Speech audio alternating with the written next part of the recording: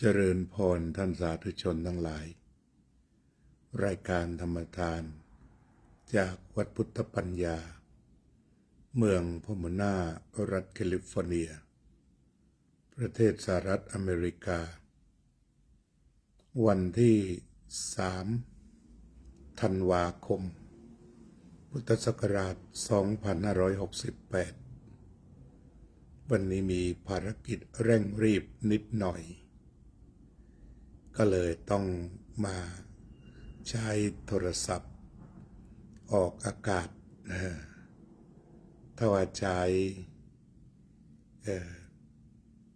โปรแกรมที่เคยท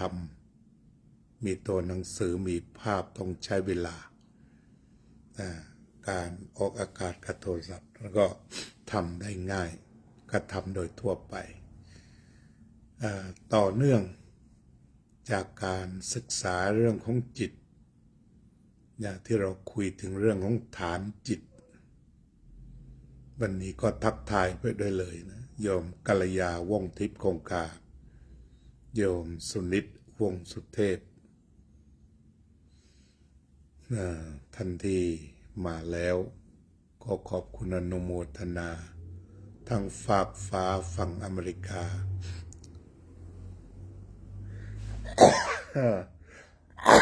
เอาเรื่องเลยเป็นชุดหนาว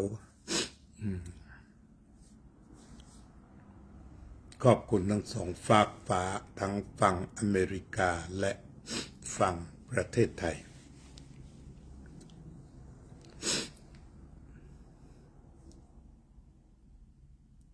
การศึกษาธรรมะที่สำคัญที่ทุกคนศึกษากันได้ก็คือการศึกษาธรรมะที่มีอยู่ในชีวิตที่พระพุทธองค์ได้ใช้ชีวิตนี้เป็นสถานที่ศึกษาพระพุทธศาสนาหรือเป็นแหล่งเพราะว่าพระองค์ได้วางจุดประสงค์เรื่องสำคัญที่สุดที่เป็นสากลหรือเป็นเรื่องธรรมชาติหรือเป็นเรื่องกฎของธรรมชาติที่กว้างใหญ่ไพศาลเจริญพรโยมโจ้เจริญพรโยมนิพาพรยิ่งรุ่งโรจน์กฎที่พระพุทธเจ้าตรัสก็คือกฎแห่งธรรมหรืออาจจะเรียกได้ว่าเป็นกฎธรรมชาติโยมโซเฟียสุภาพร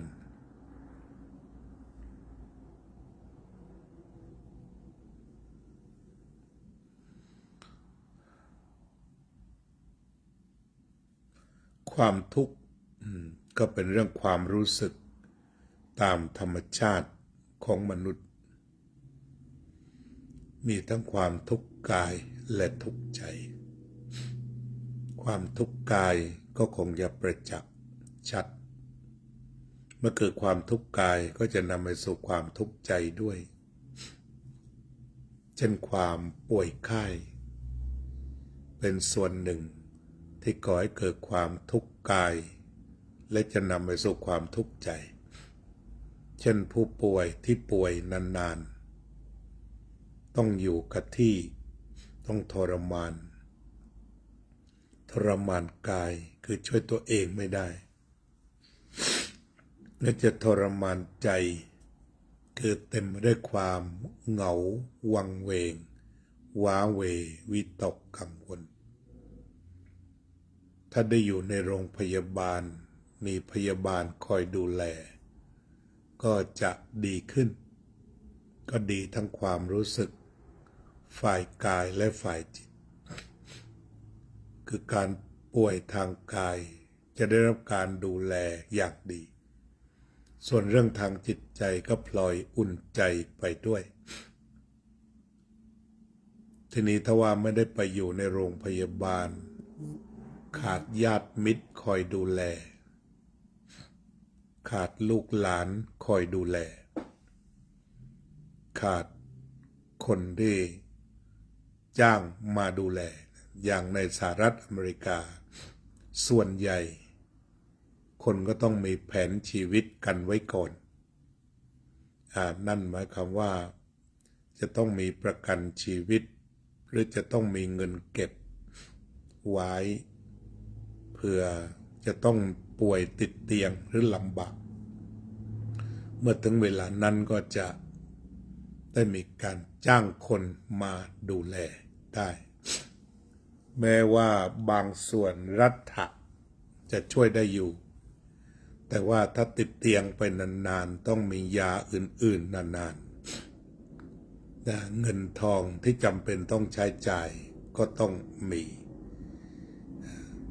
สภาพแบบนี้ก็เรียกว่ามีทั้งทุกข์กายและทุกข์ใจพระพุทธองค์ยังได้ตรัสเรื่องของความทุกข์ว่ามาจากการเกิดเป็นทุกข์ความแก่เป็นทุกข์ความป่วยไข้เป็นทุกข์ความตายเป็นทุกข์ตรงนี้ก็ปรากฏชัดทีนี้ที่ลึกลงไปกว่านั้นพระพุทธองค์ได้ตรัสถึงทุกข์ทางใจความทุกข์ทางใจสวัสดีครับท่านอาจารย์พัชรพลขอบคุณมากครับที่เข้ามาร่วมรายการนะครับ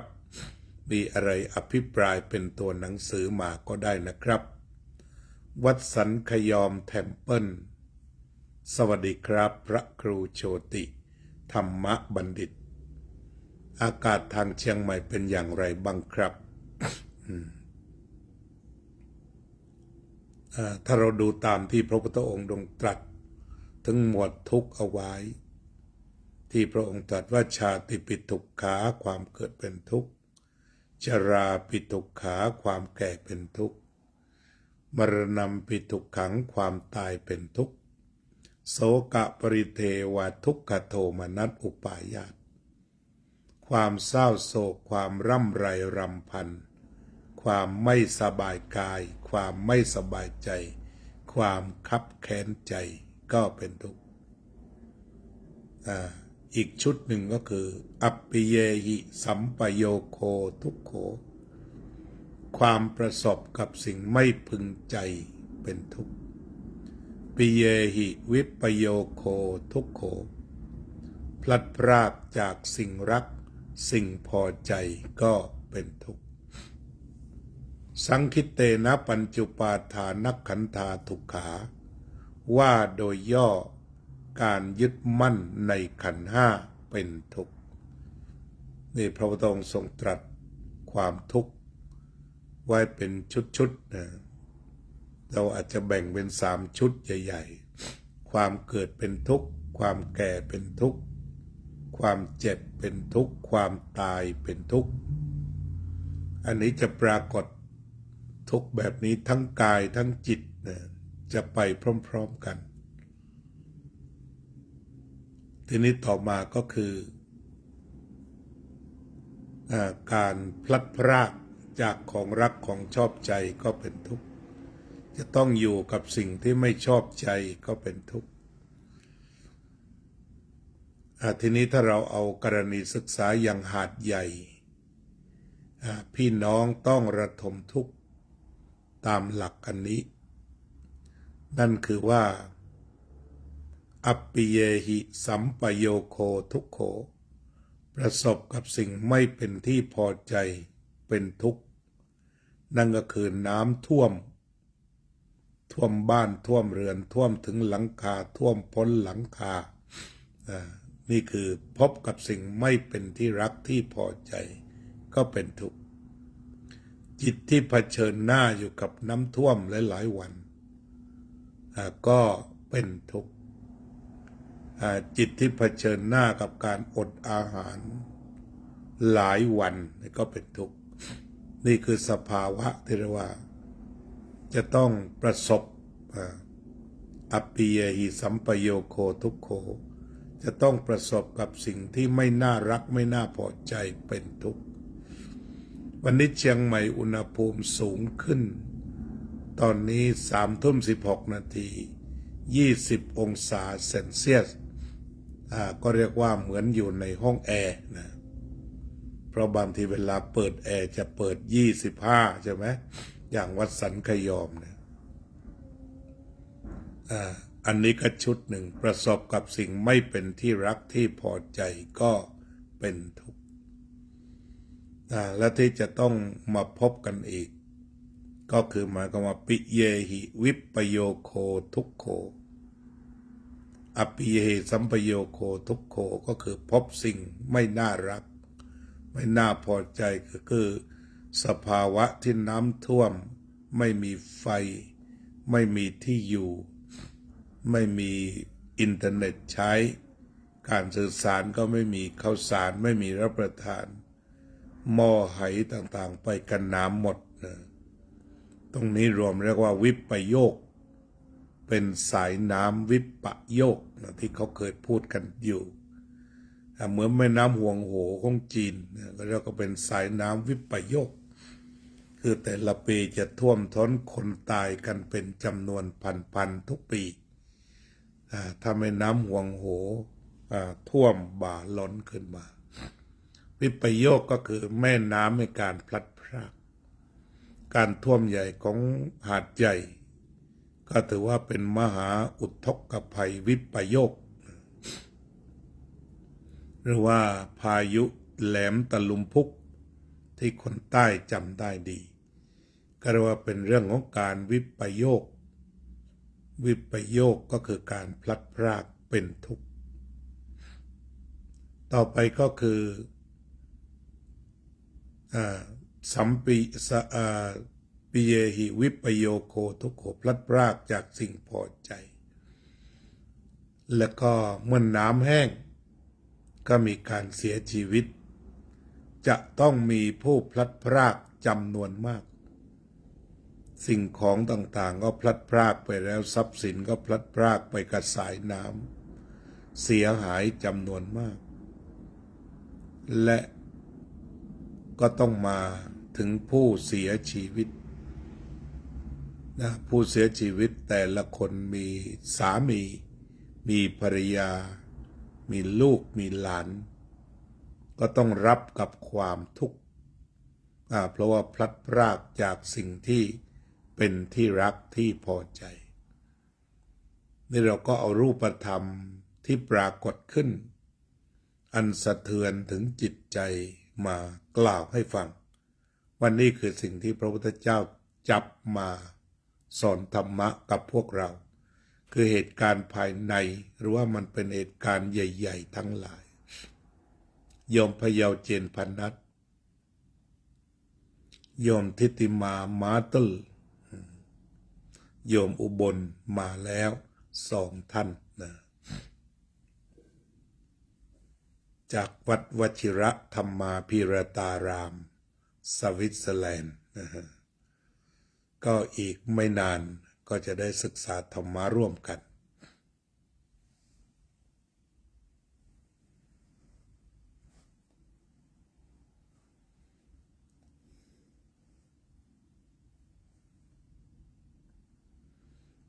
เจริญพรนะโยมอุบลเป็นยังไงบ้างตอนนี้กำลังทำงานหรือว่าพักหรืออย่างไรเพราะเวลามันจะไปตรงกับบ่าย3บ่าย4โมงพอดีของทางสวิตเซอร์แลนด์โยมน้อยพรหมประเสริฐทีนี้อีกชุดหนึ่งที่พระพุทธองค์ตรัสเอาไว้สังคิตเตนะปัญจุปาทาสังคิตเตนะปัญจุปาทานักขันธาทุกขาว่าโดยย่อความยึดมั่นถือมั่นในขันธ์ห้าเป็นทุกข์สังคิตเตนะปัญจุปาทานักขันธาทุกขาว่าโดยย่ออุปาทานขันธ์ทั้ง5เป็นตัวทุกข์นั่นก็คือหมายความว่าเราจะต้องรู้จักขันธ์5ซะก่อนขันธ์แปลว่ากองขันธะนี่ก็แปลว่ากอง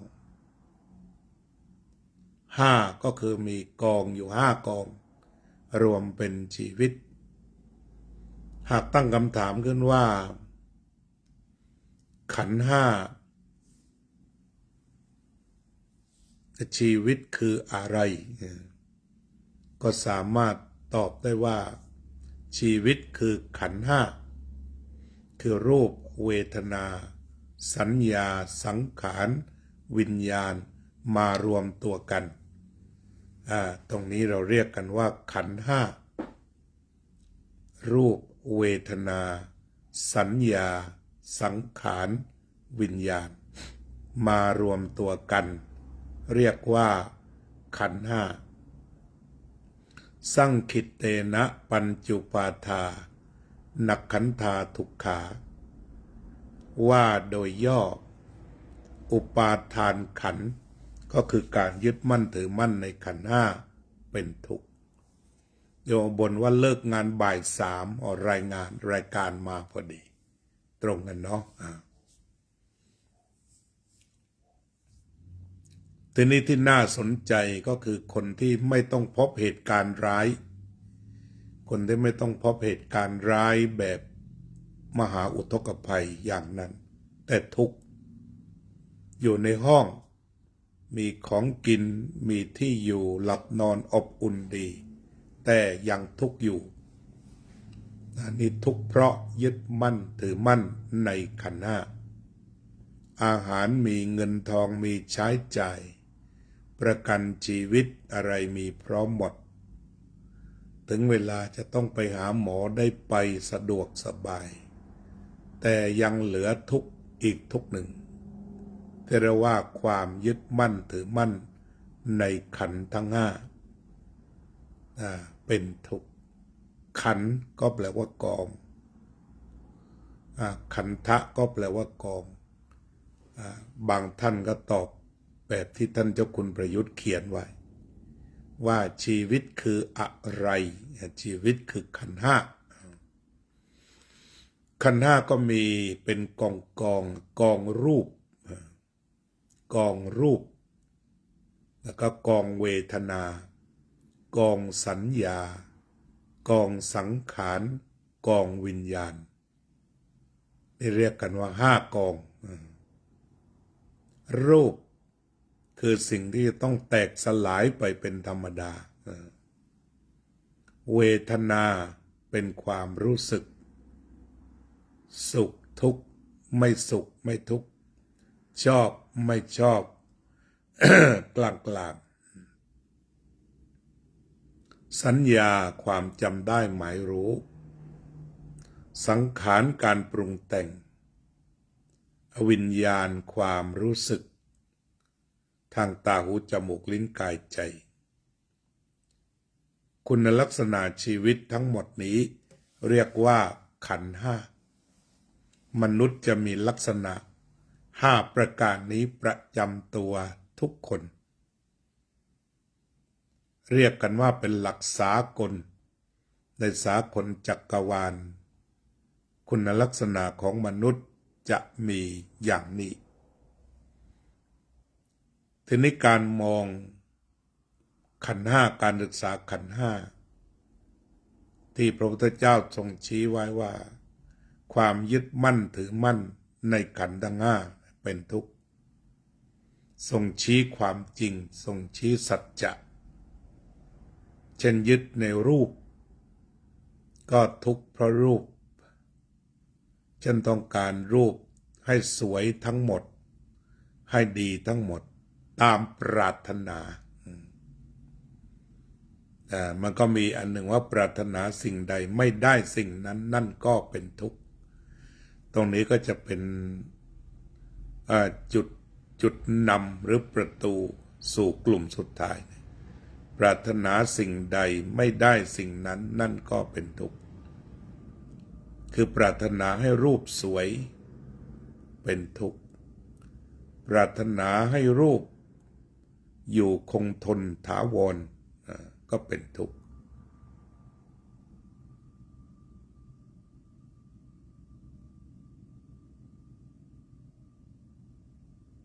ช่วงนี้เวลาออกอากาศของท่านอาจารย์ขยับมาตรงกับเวลา3 ทุ่มก่อนหน้านี้คือ2 ทุ่มใช่ครับช้าไปอีกหน่อยหนึ่ง คือหมายความว่าช้าก็คือหมุนเข็มนาฬิกาถอยหลังครับช้าโยมรัตนาศรีอรุณเจริญพรทีนี้เราเรียกว่ามันเป็นคุณลักษณะของชีวิต ทีนี้ก่อนจะเข้าสู่ความยึดมั่นเราก็มาพิจารณาธรรมอีกตัวหนึ่งว่าความปรารถนาสิ่งใดไม่ได้สิ่งนั้นนั่นก็เป็นทุกข์ตรงนี้ก็เป็นกฎของจักรวาลอีกเหมือนกันปรารถนาสิ่งใดไม่ได้ก็เป็นทุกข์ก็รวมกับการพลัดพรากของรักของชอบใจเป็นทุกข์ต้องพบกับสิ่งที่ไม่ชอบใจก็เป็นทุกข์ปรารถนาสิ่งใดไม่ได้สิ่งนั้นนั่นก็เป็นทุกข์ทุกข์ตัวนี้จะเกิดขึ้นเยอะเลยการพลัดพรากจากของรักของชอบใจนั้นนานๆครั้งจะต้องพบกับสิ่งไม่พอใจแบบมาแบบจังๆใหญ่ๆก็นานๆสักครั้งหนึ่งแต่ว่าปรารถนาสิ่งใดไม่ได้สิ่งนั้นนั่นก็เป็นทุกข์เกิดขึ้นได้บ่อยตั้งแต่ขนาดเล็กจิ๋วเช่นปรารถนาว่าการเดินทางวันนี้อยากให้รถที่ขับไปอย่างสะดวกแต่ปรากฏว่าเจอแต่ไฟแดงตลอดอันนี้ไม่สมปรารถนาก็ทุกข์นิดๆมีความทุกข์นิดๆแม้อาจจะบ่นแม้วันนี้ไฟแดงตลอดบ่นด้วยความทุกข์หรือคนใช้รถบัสรถเมล์ประจำทางอย่างอาตมาก็มีความทุกข์เล็กๆในบางคราวเช่นพอไปยืนรอเบอร์ประจำตัวก็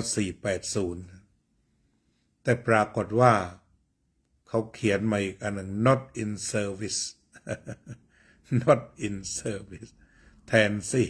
480ก็ผิดหวังนิดๆอันนี้พูดถึงเรื่องของชีวิตประจำวันว่าเป็นเช่นนั้นจริงๆปรารถนาสิ่งใดไม่ได้สิ่งนั้นนั่นก็เป็นทุกข์นิด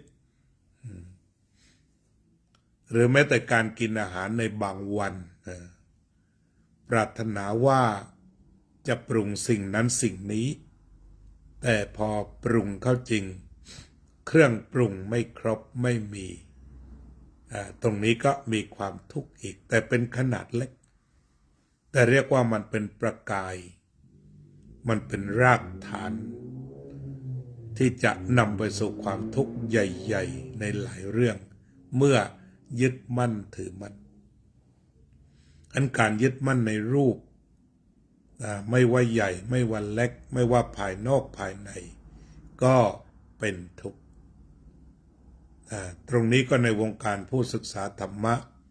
ก็มาพบกันในจุดที่ว่ายึดมากทุกข์มากยึดน้อยทุกข์น้อยไม่ยึดไม่ทุกข์อันนี้เรียกว่าเป็นภาษาทั่วไปที่ชาวพุทธทั่วไปพูดแล้วก็กระจ่างยึดมากทุกข์มาก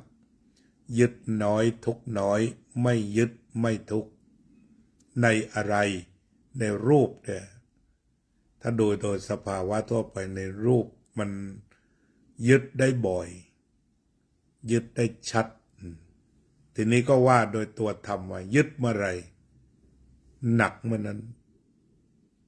หิ้วเมื่อไหร่หนักเมื่อนั้นวางเมื่อไหร่เบาเมื่อนั้นตรงนี้ก็เป็นตัวธรรมะแท้ๆอยู่เลยอยู่กับการปฏิบัติ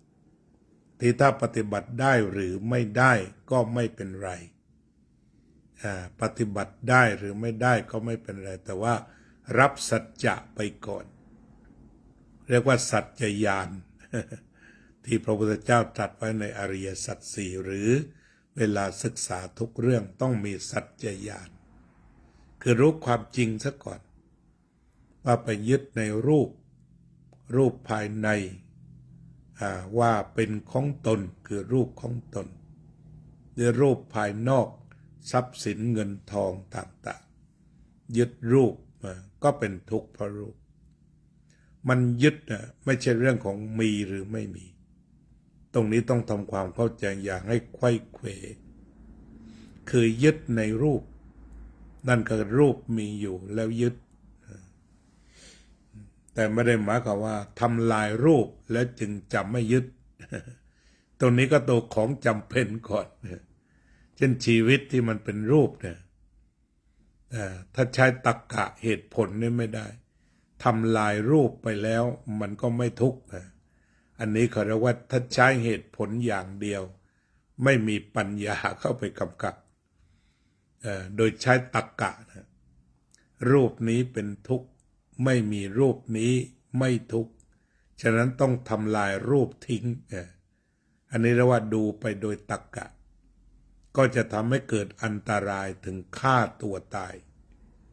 อันคนที่ฆ่าตัวตายกันเยอะก็คือเขามีเหตุผลเนี่ยคนฆ่าตัวตายเขามีเหตุผล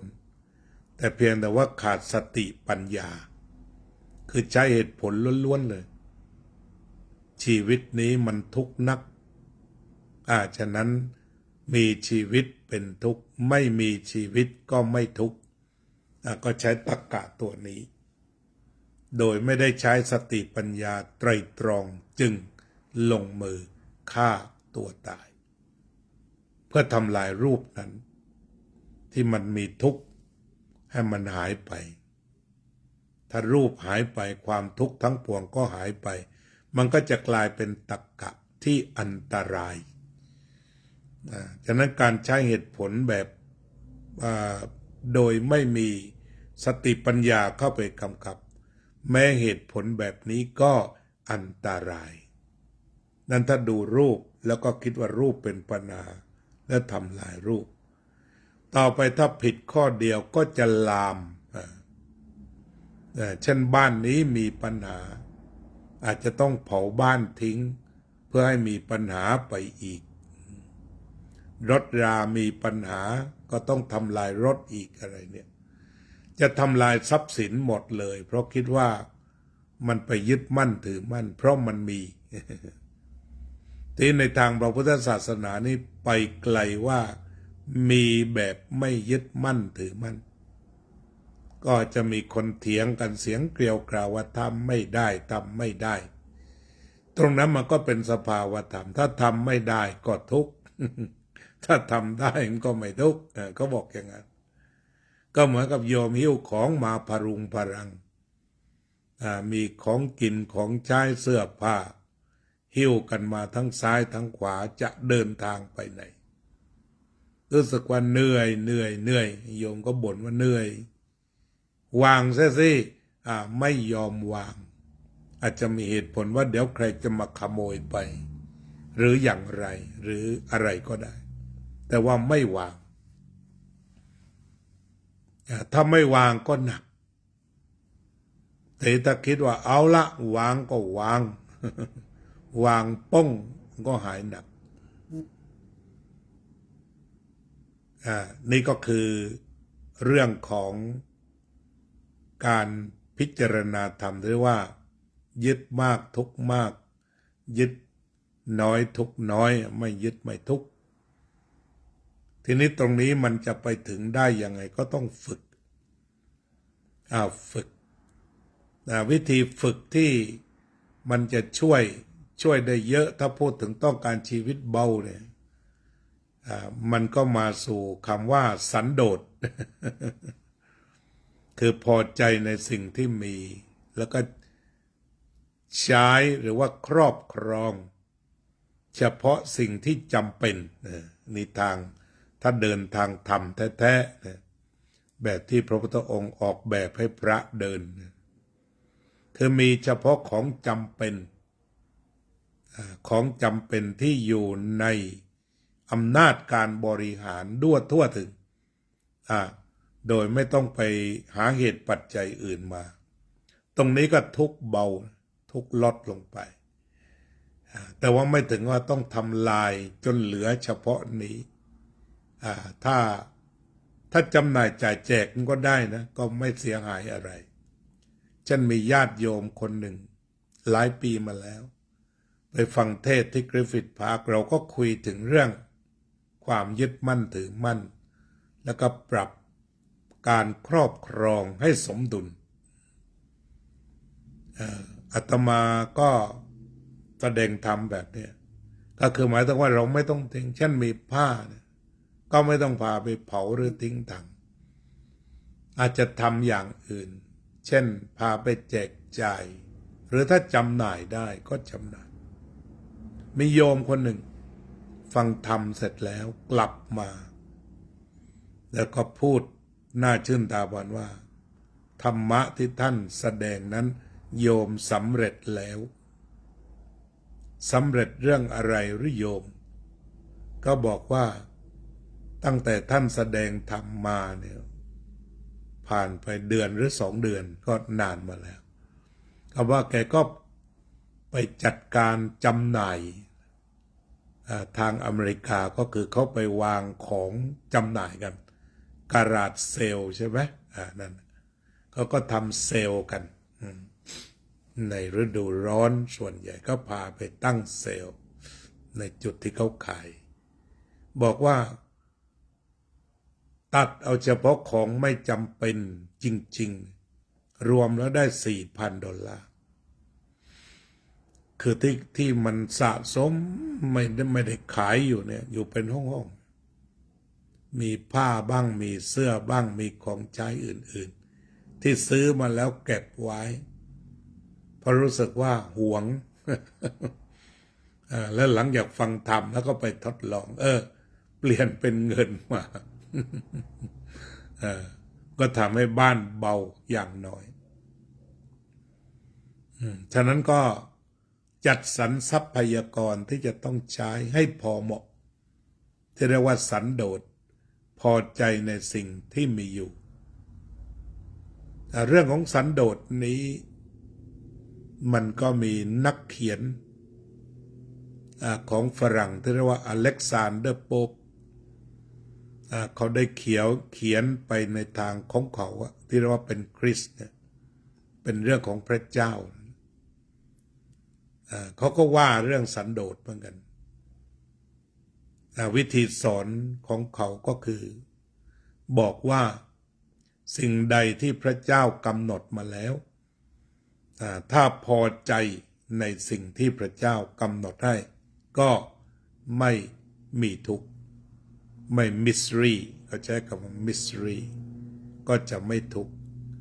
แต่ถ้าเมื่อไรไม่พอใจในสิ่งที่ตนมีก็ใช้คำว่า contentment เหมือนกันเขาจะใช้คำนี้ก็เป็นวรรณกรรมศตวรรษที่18เรื่อง Essay on Man คือพูดเรื่องการเรื่องมนุษย์ท่านเรียงความเรื่องมนุษย์จักรวาลพระเจ้ามีความเชื่อมโยงต่อกันและก็ได้พูดถึงเรื่องของ pride แต่ในคำอธิบายก็คล้ายๆว่าจะเป็นตัณหานี่แหละคือหมายความว่าปรารถนาเกินไปปรารถนาเกินกว่าที่มันมีได้ก็ใช้คำอย่างนั้นทีนี้ถ้าลดความปรารถนาลงไปลดความปรารถนาลงไปความทุกข์ก็จะน้อยตามลงไปงั้นชีวิตที่มีความสุขก็คือชีวิตที่ตัดความปรารถนาออกไป ว่าอย่างนั้นเลยอันนี้ก็ใครชอบก็ลองไปนั่งอ่านได้ดูนะเข้าไปใน Google ก็ได้ An Essay on Man นะฮะโดยอเล็กซานเดอร์โป๊ปซึ่ง มองดูก็เป็นหลักคำสอนของคริสต์ที่มันละไม้คล้ายคลึงกัน โดยใช้คำว่า contentment มีความพอใจพอดีเมื่อตะกี้โยมโทรเข้ามาโยมอย่าเพิ่งโทรเข้ามานะ ก็ขออภัยเพราะว่าโทรเข้ามาปุ๊บมันจะหยุดทันทีขออภัยด้วยเพราะฉะนั้นเราก็คุยถึงว่าศาสนาที่ว่าทุกศาสนาสอนให้คนเป็นคนดีหรือดับทุกข์ได้ก็คล้ายกันก็คือมีสันโดษเหมือนกัน contentment ในทางพระพุทธศาสนาก็คือเรื่องของตัวสันโดษตัวนี้มันก็จะโยงไปสู่การลดความยึดมั่นถือมั่นลงไปแล้วก็จัดสรรทรัพยากรที่มีอยู่ให้ลงตัวชีวิตก็จะไม่เป็นทุกข์มากนักนี่ก็คือหลักคำสอนของพระพุทธเจ้าที่คุยถึงเรื่องความทุกข์โดยใช้ตัวความทุกข์นั้นเป็นบทเรียนของชีวิตเพื่อให้ได้เรียนรู้และอยู่อย่างไม่เป็นทุกข์การอยู่อย่างไม่เป็นทุกข์ก็คือวางโดยมองลงไปว่าอะไรที่มันหนักว่ามันหนักตรงที่ไหนมันหนักตรงที่ใจแล้วก็วางสิ่งนั้นลงไปอันนี้ก็คือเรื่องที่สนทนากันในวันนี้ก็คงจะเชิญชวนท่านสาธุชนทำสมาธิเรื่องปล่อยวางหายใจเข้าปล่อยวางหายใจออกปล่อยวางพอจิตว่างแล้วจะมีความสุข